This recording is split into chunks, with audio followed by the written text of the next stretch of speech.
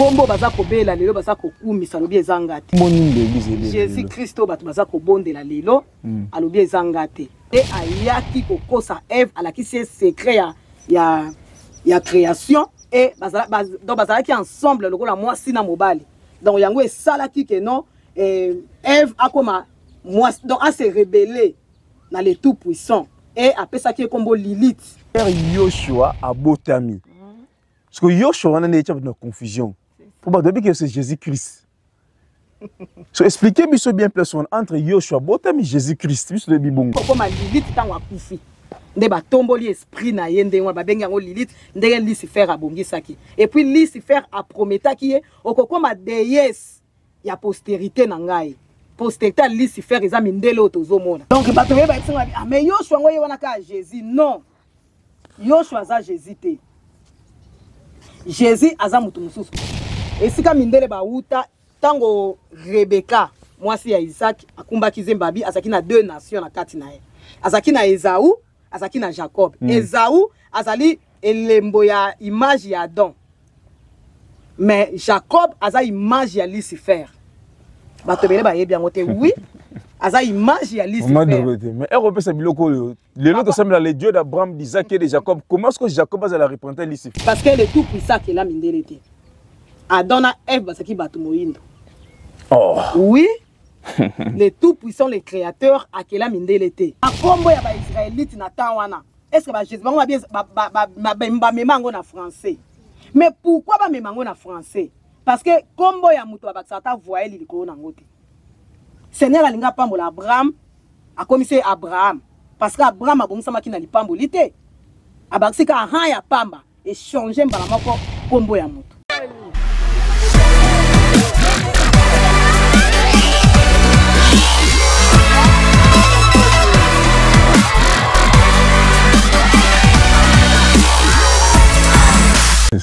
C'est bon, action. Mbote Kinshasa, mbote Brazzaville, mbote diaspora, mbote mokili mobimba, oyo bolandaka émission na bino kin 68 heures, émission le kaka la vie et puis presque Congo TV, la meilleure chaîne étant de la invité tapis rouge, chaîne la nobe ba masolo ya solo, chaîne la nobe sujet édifier bino monde entier bolanda biso à travers le monde.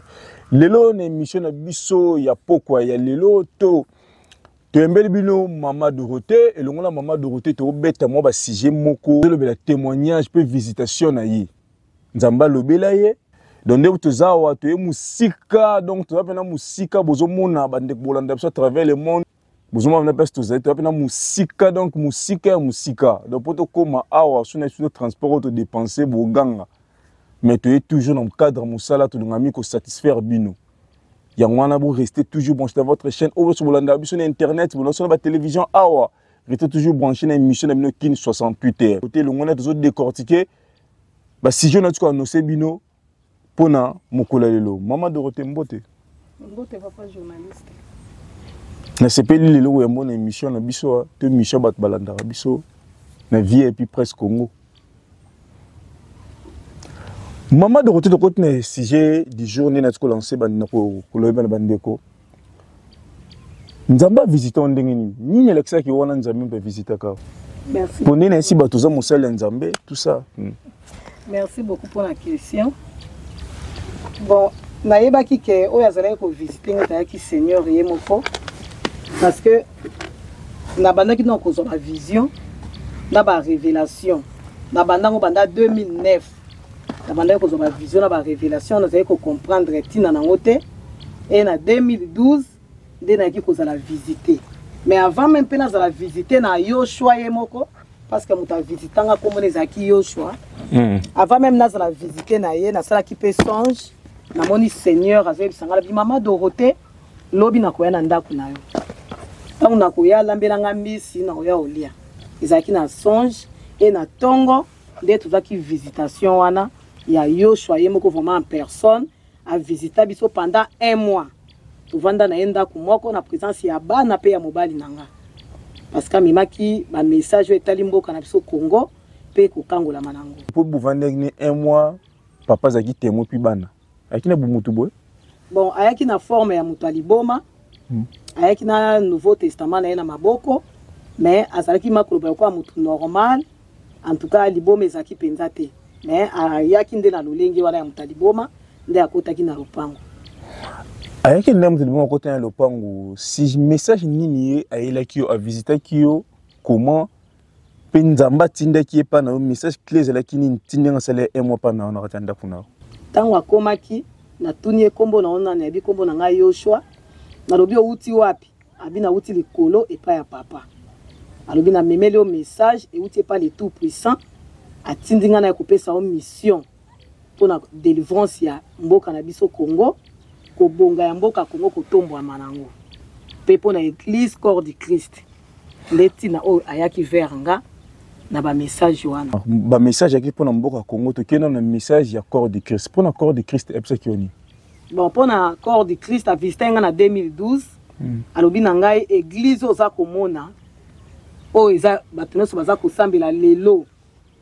kombo baza kobela lelo baza kokumisa alobi eza nga te kombo nini baeglise ebela Jésus Christ oyo bato baza kobondela lelo alobi eza nga te Jésus Christ de Nazareth eza ye te oui de Nazareth alobi eza nga te atalisaki ngai azali Yoshua e atalisaki ngai ndenge ebandaki mpe ndenge baoccidental baromain basalaki ke batombola kombo wana ya Jésus atalisaki nga mpe ntina batombola yango atalisaki nga mpe ndenge shit na bango ekoya atalisaki nga yango bon na moi 2 minutes parce que télévision ezali ngonga par rapport ndenge olobi ke non baromain batombola kombo ya Jésus batombolaki yango comment okoexplike bato parce que biloko wana mpe lobamaka trop yo moko oza chrétien non chrétienne nga nazali moponami ya kolo nozali ni chrétienne ni antichrist non naza antichrist te naza motindami ya le tout puissant l'incréé créateur oyo akela mokili bon baromain bainventaki kombo ya Jésus ndenge nini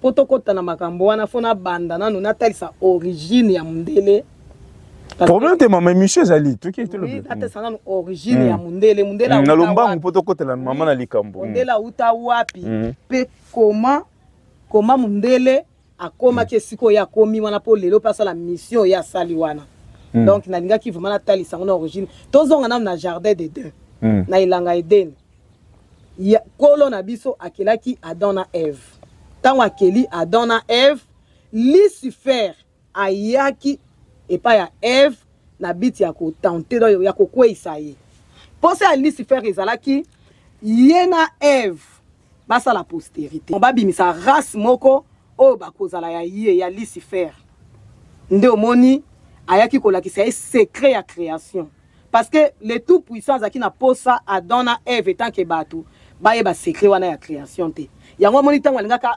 akela Eve alalisaki Adam pongi parce que alingaki bayeba yango te bonka bose multiplier mais alobaki teke boyeba secret wana mais Lucifer na kanda azalaki nango na motema mabe na rise na ye nde ayaki kokosa Eve alakisi ye secret ya création et donc bazalaki ensemble lokola mwasi na mobali donc yango esalaki ke non Eve akoma mwasi donc a se rebeller na le tout puissant et apesaki kombo Lilith nde kombo oyo Lucifer apesaki na Eve parce que Eve akomaki rebelle apesaki kombo Lilith et yena Lilith nde basalaki babimisaki postérité tozomona lelo mindele Maman Dorothée Lilith on ezali ba recherche oyo moko sali toza ba révélation nzamba la kisaki bon eza ba révélation parce que oyo nga naza lelo nga na sali pena betide mingi te nazaka diplômé d'état na sala pédagogie donc na simba même pas téléphone nga sala ka pena téléphone te donc na sala kata recherche mon côté donc oyo nazolo ba lelo ezali fruit ya ba vision ba révélation pe visitation ya Yoshua parce que yé moko ayaki alakisi nga ba vérité lobi okolobela peuple na nga vérité mais sengeli yo ye bango nano donc ndo moni origine ya mundele origine ya mundele ezali donc ba mindele bazali race donc bazali postérité ya Lucifer na Eve o lelo bato babengaka Lilith la femme Lilith nde origine wana ya mindele donc ye tango Caïn na Abel Caïn akendaki Abel akufaki Adam na Eve malgré que Eve azaki non na bomoi malgré qu'il rébellion na ye makendaki non te parce que aye kokoma Lilith tango akufi nde batomboli esprit na ye nde ba bengi yango Lilith ndenge Lucifer abongisaki et puis Lucifer a prometaki ye okokoma déesse ya postérité na ngai postérité Lucifer eza mindele otozomona parce que tango 7 abotami de ba descendant ya 7 babandi ko bota babandi ko kende nde ba ange ya ténèbres ba yaki ko bala ba donc bana ya 7 nde ba bota ki to bengi raso to bengi mindele parce que le tout puissant qui est là mindele te Adona Eve basaki batu moindo. Oh oui. Les tout puissants, les créateurs, à quel mindele te. La race au basa 50% moutou, 50% esprit. Tu bien ça par révélation. Oui, oui, des choses cachées parce que même Yemoko Yoshua le baki na kotine de la Saint-Esprit, a quoi qu'on révélé bino les choses cachées. Makambo et bombama. Donc ba mindele basa 50% moutou, 50% esprit. So tali bango bio comme on a rise na bango. Balata mi na mensonge. Et puis basa ba destructeur. Parce que basa loko la papa na bango Lucifer. Donc igno wana ya ba descendant ya 7 na ba ange ya ténèbres nde ba bimisa race to bengi mindele. Na origine otangeli biso wana. C'est-à-dire origine wana na place de Jésus-Christ auta. C'est non. Non, ya wana ina loba. Yoshua azaki azamundele te. Yoshua tikala kozala mundele te. Jésus-Christ ou Yoshua? Moi je parle de Yoshua. Donc nazolo bela Yoshua parce que Jésus-Christ te bandeko na ba cher internautes ba to watela sur internet tout ça ba un peu na confusion. Jésus-Christ ou Yoshua Amashi? Na expliquer ngo vraiment batu malamu parce que c'est loko ko troubler même ibatu. Parce que ça va révélation batu bele ba yebi angote. Donc race wana ya mindele otozwa lelo ezali race au Seigneur akilate. Donc ba bima bazali 50% bana ya Lucifer, 50% bana ya Eve. Donc ba bimi na union entre Eve na Lucifer.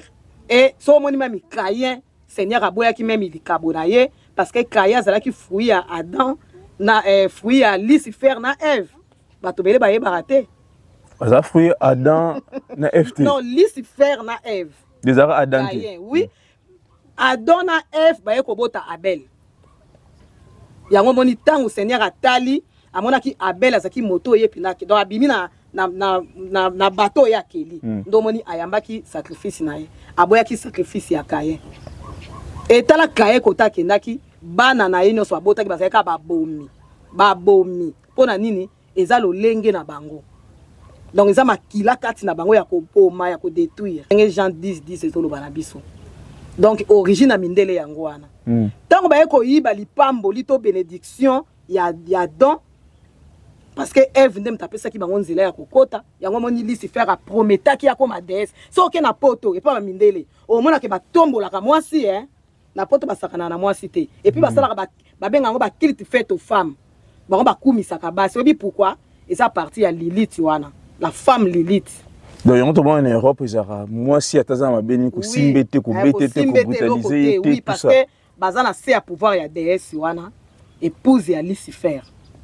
Oya se rebella qui na Adam et a comme révélation oui. Donc moi si wana nde asala abimisa ki postérité to bengi lelo mindele baza risé makas et puis so totali malam et sika mindele ba uta tango Rebecca moi si ya Isaac akumbaki zembabi azaki na 2 nations na kati na ye azaki na Esaü azaki na Jacob. Esaü azali elembo ya image ya Adam mais Jacob aza image ya Lucifer. Batobele ba yebi yango te oui aza image ya Lucifer.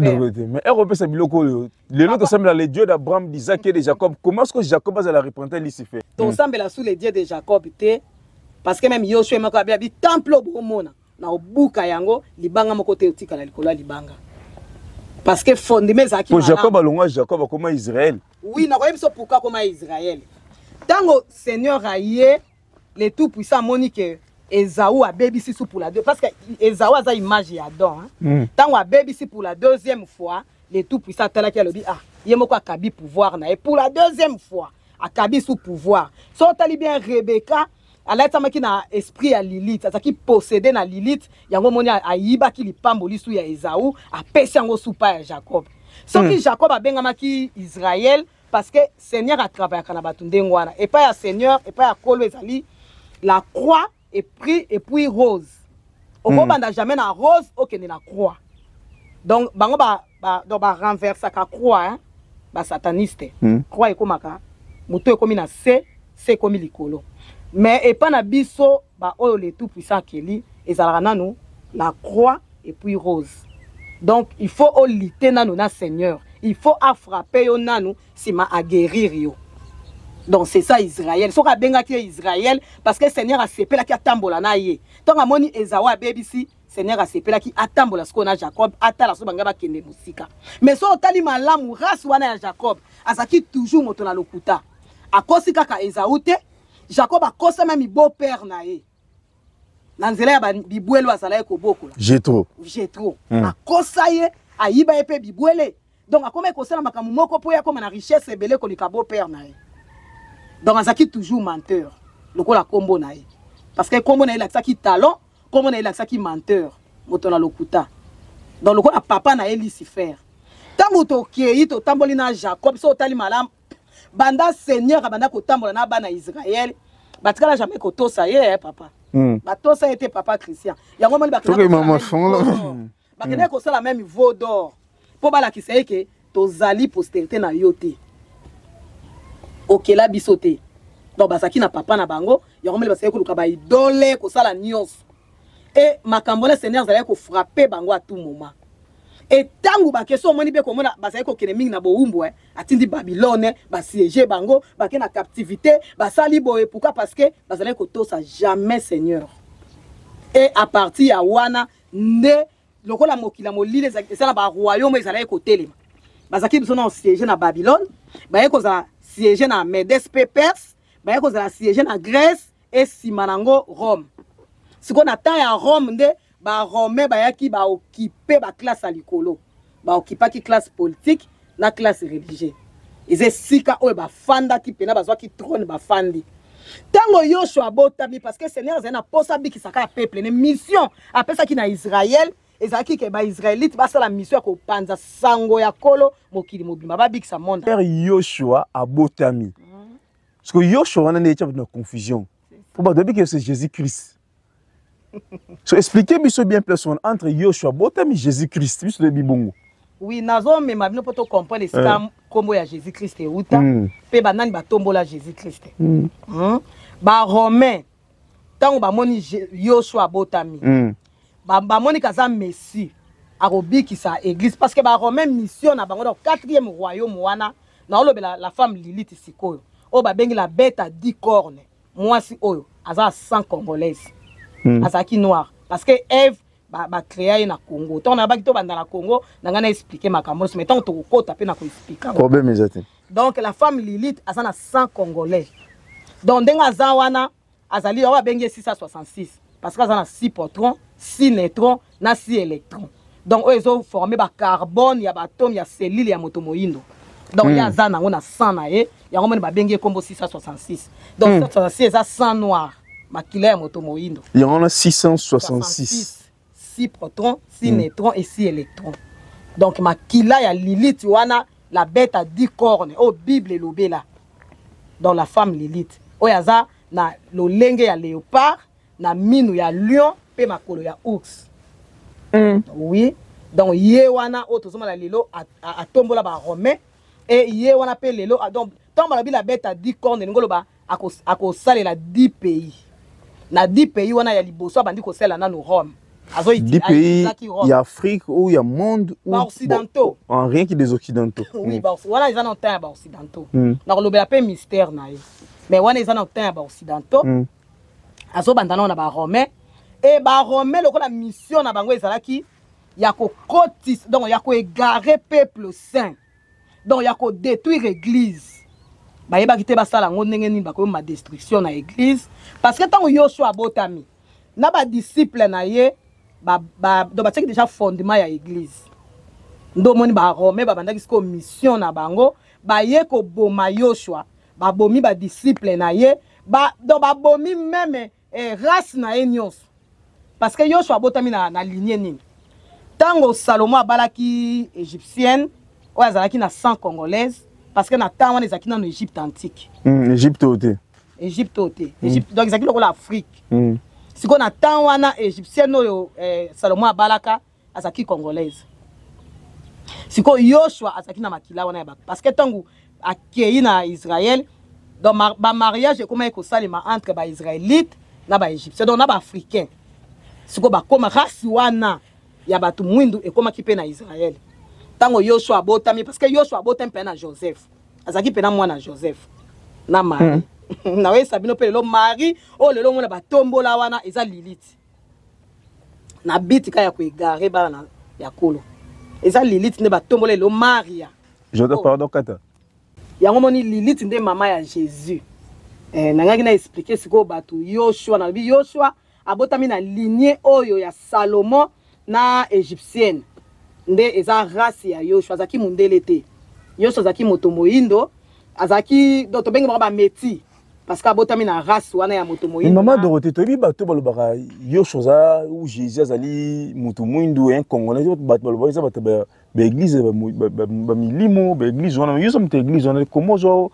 ndima ba biloko wana bon ngana za moto ba église wana te mais ngai na lobaka makambo oyo nazwana ba vision c'est que bango qui était pas bazape na raison selon yo bon ngana on alanda bango te mais bon yambara bango c'est que ba na raison na yambara bango na plateau oui c'est que ba na raison parce que Yoshua o ngana o lobela azaye mundele te yango moni ba romain ba bomaki race na ye nyonso so Yoshua ozolobela sauveur oui moi je parle de Messie les sauveurs parce que Yoshua ndaza vraiment sauveur siko ba romain tango ba bomina ba disciple ya Yoshua balinga ki tracer tikala te ndo moni siko bakena kozwa Jésus Barabbas Jésus Barabbas ba latisie na esprit ya fils unique ya Lilith azalaki démon démon munene nde ba talisi mokili na biti ya ko égarer peuple saint donc parce que zaki mission na bango donc ba telemela église ba détruire église yango moniteur ba disciple ba zola ça Yoshua maître tala ne ba tongi église abina bango libanga moko te utika likola libanga parce que yeba kike fondement eza bien parce que ezaki fondé na kombo ya Yoshua mais tant ba bomi Yoshua ba matisi mire na mensonge donc nyonso to mona ka lelo ngomoni lelo destruction côté na ba église papa soko tali na ba église on senti que vérité ezate et liloba Seigneur pesate parce que vérité des vraies religion de bato benga ba religion parce que ngana kwa kama na ba religion te ngana benga mingi peuple saint donc bana ya kolo parce que ngana yebisa mukomona bina loba pe nzambe te parce que Seigneur yemo kwa talisa ngamba ba signification ya nzambe pe ndenge ba benga nzambe awa pourquoi donc tant Adam et Ève ba bebisaki les tout puissants et à maudire ma belé wana za na kolobela wana tango na kolobela Congo et na kolobela tina nzambe wana pe pourquoi ba benga balakisi biso nzambe awa na Congo parce que nzambe lakisi ma belé mabe pourquoi balakisa biso nzambe awa na Congo wana to kota na Congo mais erolobi Yoshua abotemi na Lilith aza mwana abotemi na wana Jésus fils donc mais toujours mona lelo maman Dorothée bande ko botela biso à travers le monde toujours mona lelo kombo Jésus ça miracle kombo Jésus izubiki ça kombo Jésus délivré pe lelo basala nzambe nyonso Congo to belaka au nom de Jésus nyonso de ma majorité ba to belaka au nom de Jésus na o to belaka ils opéré des miracles toujours mona ba maladie zo bunga banzota ba to mona ba délivrance zo to mona ba to nzamba zo pesa bana ba to zo pambo na nzela ya kombo wana so za litko maman Dorothée soki okena ndako nganga si sa maladie te ba si ça na bango mena ibondoki ba si ça ndenga mabe oui donc Lilith azana une femme forte azana une puissante na benga ke parce que ezaka tout puissant de azali kolwani maza puissante donc aza mwasi moko oyo ndeko to tosala ka émission boye so tozaki protéger parce que avant même to bande émission en tout cas na yaki ko prier awa sinon permettra donc mbelo moni pena mulungi a chaka bato oui to sala émission moko na zamba ya musika kuna na Kishasa na zamba ya CNPP en tout cas bana nanga baza témoin demo pena abima na bomoto ni bana nanga ba monango ba viva yango ah bon oui donc nazoyebisa bino mwasi wana azaka basaka na yema sécurité parce que yemta simbi pouvoir ya mabele na temps oyo malgré pouvoir ko pesa mais la peuple saint na mikolo ezoya na mission nga na osala siko pouvoir ezonga na maboko ya bana ya kolo oye mutazo renye na maman Dorothée yese biso beta no lisolo zo kotanga profondeur to likolo likambu ya Jésus Donc Yoshua siko et Yoshua va effacer yé va former Jésus à zamona Lilith. Donc en bref Jésus to ressemble lelo c'est pas yé to ressemble. Non. Mais tout le monde ça faux. Donc eza oya donc moni ba trouble côté ba sexe tape na église ko boma na ba poison ba trouble parce que toza na serre spiritualité ba bengi juive. Kabali juive. Donc spiritualité ba juif. Donc ici ka oya ba tombola maître suprême na bango c'est Jésus. Ndenge ba tombola ba romain ba tombola ebongo. Donc Jésus wana osala pe ba miracle. Parce que ça a la puissance na bango ya ténèbres, ça la pe ba miracle, a pe sa pe ko bota mais bana ni na pe sa rabato. Bozwini na pe sa rabato. Ya malamu te parce que aza mutu malamu te. Mais Messi na biso ya solo. Qui n'est pas ndanganga, qui n'est pas féticheur, ta sambelika Jésus mazu pe bozu wana pe ya mabe. C'est ça bazo zo yango parce que lelo même église so mani ba pasteur no so ba koma na mituka ba tombwama parce que baza lelo ba serviteur ya Jésus, fils de Lilith. Bazo salira azo pesa bango pe nyoso baza nango posa parce que ezana nous eza spiritualité moko pe ya makasi. Bon neti ba le Jésus revient bientôt, Jésus Christ c'est quoi dans 3 jours nyoso za lokuta. Bon, question na batu na ngango mingi. Bible tozo mona eza vrai. Parce que Bible eza ki inspiration euta na pepa na yemoko le tout puissant. Mais eza so ba romain sikoyo eza na ba partie mususu ba kota mensonge. Na biti ya kotombola ba mensonge na bango. Donc ma bongisi na bango mais belé na kati eza vrai parce que même nga moto nazaki visiter na Yoshua ayaki na Bible pe na tuna ki motuna est-ce que siko makambo loba nanga est-ce que Bible eza vrai abi oui Bible eza vrai donc moi de côté donc Yoshua ba boma ya kufa 113 génération na grâce etikala te ba boma na donc Yoshua ba kunda ye ba boma ye ba kunda ye oui ba boma ye pe na ba kunda ye donc ba grâce etikala te. Donc, autre le bras Jésus, c'est une histoire inventée par les Romains. Oui, na bit ya ko égarer église. Les lots tala ndenge église est commis et ça pour na makambo. Donc église est comme égaré. Donc vérité exacte. Parce que moment de Yoshua moka lobaki na otinde la bino Saint-Esprit. Akoya ko révéler nous les choses cachées, a même la bino vérité. Batu mususu ba maman de hôtel ba que Saint-Esprit akoya na noyate mais Seigneur ba na Saint-Esprit aya non. Saint-Esprit ayaka na ta ba disciple. Parce que avec qui aider les 12 disciples ba tia fondement ya église au nom de Yoshua. Ya ngomoni so OK même na Jean 1, OK na ba 7 na ba 6 au mona ba otune ba bi Seigneur maître, est-ce que Saint-Esprit azoya pour na rétablissement ya Israël? Est-ce que ma habité? Saint-Esprit na otine de la Bible ezaka pona bo sala musalo na pesi bino na temps o. O etali rétablissement ya Israël. Papa e mokonda yebi mukolo nango. Donc ils ont na temps fixé. Donc Saint-Esprit aya na noté. Parce qu'au moment de retourner l'église, tout le monde est l'église est belle, précisément dans la ville province de Kinshasa, l'église est belle. Toujours quand des choses comme c'est stable, ba pasteur, na rata ba magie, ba pasteur bozo ka bloquer na nyoso wana. Est-ce que les lots peut tous fier obet l'église corps de Christ mboka na biso tolo. Bon, église est comme dans na suka nango parce que shit église tant nango c'est koki, église oya lelo. Mais banda bondo lo batang koki tango kokara parce que le message de yo ronga zala mukie ta ba 9 ans 10 ans na commentaire journaliste to ra tane koki il y a tant obéir la vérité parce que Seigneur za ozelanga na pusana na sala mission nanga tant na ba non ezana héros moko abunda parce que Congo ne mte sala mission o Congo ne mte sala mission o ya kotambusa vérité na monde entier ya Congo ne ko sala ke et même shit ya ba c'est côté ne qui mission to côté on a être ba masolo Congo tous annonce na corps de Christ lelo yo est-ce lelo za ba serviteur solo bo sela nzambe na boso na mboka o bazali bon ba serviteur ya solo bazali mais ezaka ka égarement wana parce que Seigneur a yebi ebele mais lokola baza na kata confusion wana baza na kata mensonge o bango ba yebite. Donc, il y a osé 4 c'est mon peuple périt par faute de connaissance. Parce que c'est le tout puissant, il y a que le peuple n'est pas en ignorance. Papa, ignorance, c'est le comabé. Donc, il y a évité, même les religion, même les combo, imposer bango. So kaka mutu alinga tellement la vérité, mindele ba bomakaye. Mindele ba bomakaye. Monde ba bongo ki mpavita, ba bongo ba prophète Simon Kimbamba. Bon ngala sa mutu abatu wana te parce que na lobela pe bango awa na sa mutu abatu wana te na lobela pe tina na bango awa ngape na zamuto a Yoshua.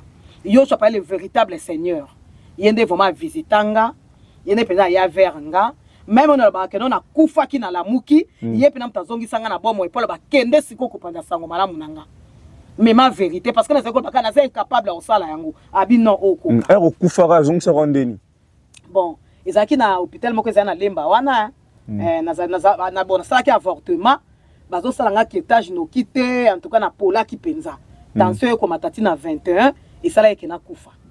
Et tant on a kufi, na yeba te so ezwaki battant combien. On a monaki na séjour de mort de ba ki ko zwanga. Donc na monaki vraiment ba vérité au Seigneur. Donc Yoshua a visité en 2012 na ya ki su ko zwanga. O kufa na nini? Bon, et ko ça ba 2018 to ba 2020. Wana man to kala ko na tchaki on pe na mutute, il faut na tout na papa Blanchard. Yenda ko yeba parce que ya zaki na nga pene na temps wana. Donc ayebi makambo wana nyonso.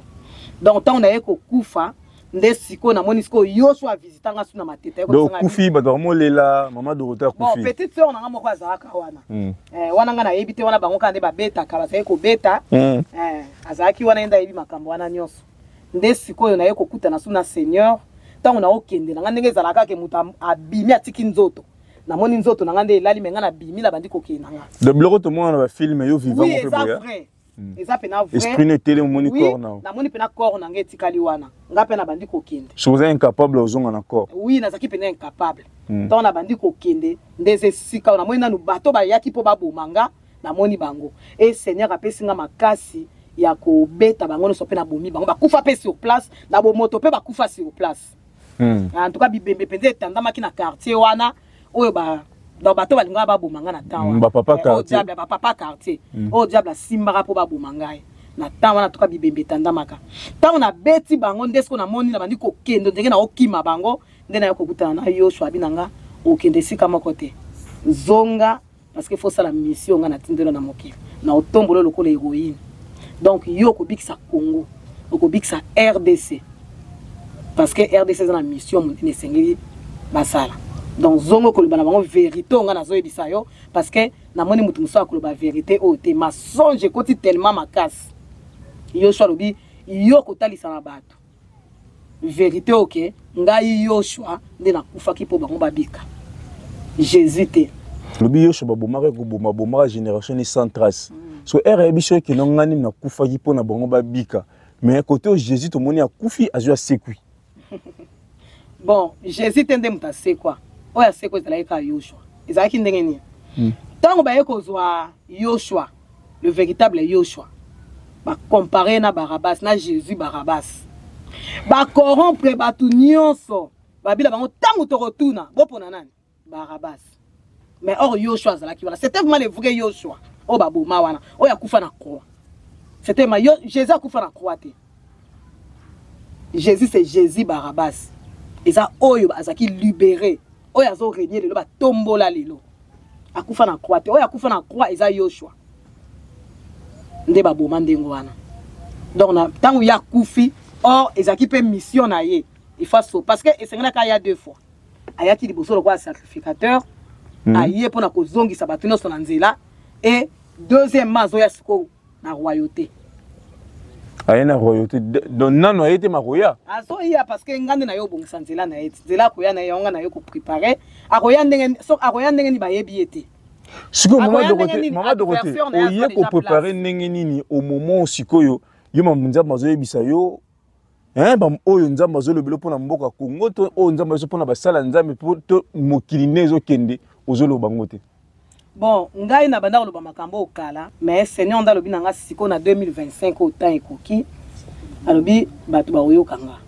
Pe batu ba onyola banda ko lo bango okala même na bakonza mboka. Na banda ko lo makambo okala.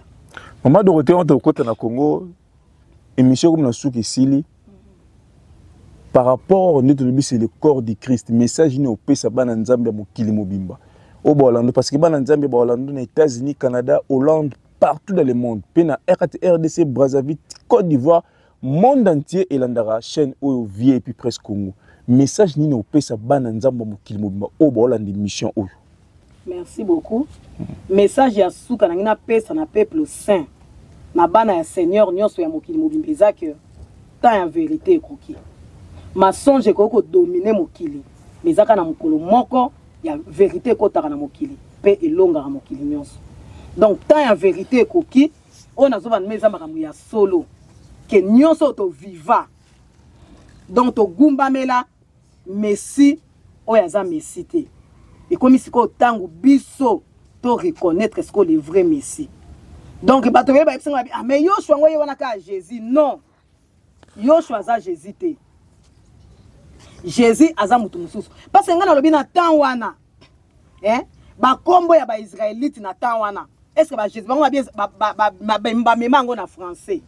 Mais pourquoi ba memango na français? Parce que kombo ya mutu abakisa ta voyer likolo na ngote. Seigneur alinga pambola Abraham a commisé Abraham parce que Abraham a bongisa makina lipamboli te. Abakisika aha ya pamba et changer mbala moko kombo ya mutu. Et pourquoi bolongola Yoshua botia yango Jésus na biti nini? Donc esengeli bana ya Seigneur nyonso bazonga na vérité, ba comprendre que Yoshua azana posa la bango parce que temps ici ekoki et comme temps ya lobiko mensonge dominaki et siko vérité ezoya pona ko dominer mokili mobimba. Merci Bandeko Balandi obotela que émission na bino kin 68 heures la réalité quinoa. Merci d'amener sur Bolanda à travers le monde. Vous pouvez toujours liker, vous pouvez toujours s'abonner dans votre chaîne VIP Presse Congo TV Online, la meilleure chaîne. Chaîne où il a bino basija malunga, chaîne où il a bino basija édifier rapé fortifier rabino à travers le monde par rapport à différents sujets autour de la rabino. Côté Boguine de parler sur le corps du Christ sur l'église, sur des révélations comment ça m'a visité. Bino de botal émission oyo, commenter, votre botal na ba poto sur comment ba numéro ezali wana. Contactez vous allez poser mon maman Dorothée. Comment le numéro dans les alliés comme ça au rejoint maman Dorothée. Puis vous êtes aussi la série des émissions naïe. Vous allez première partie de sur l'église, deuxième et troisième les alliés pour continuer par rapport à la révélation au Nzambé à Ebisaki. Vraiment merci de nous sur à travers le monde. Merci na Bobo Semlov depuis l'Allemagne. Merci na Miss Bijou du Congo Motema Pembe. Merci na bana nyonso ya mokili mobimba oyo Bolandara émission Kin 68. Merci na Beni Yambobo Mengo la préférée. Merci Nabana Nyon sur le monde entier. On est toujours liké dans votre chaîne VIP Presse TV, la meilleure. Check. La suite au prochain numéro. Soki Nzamba Zongite. Bye.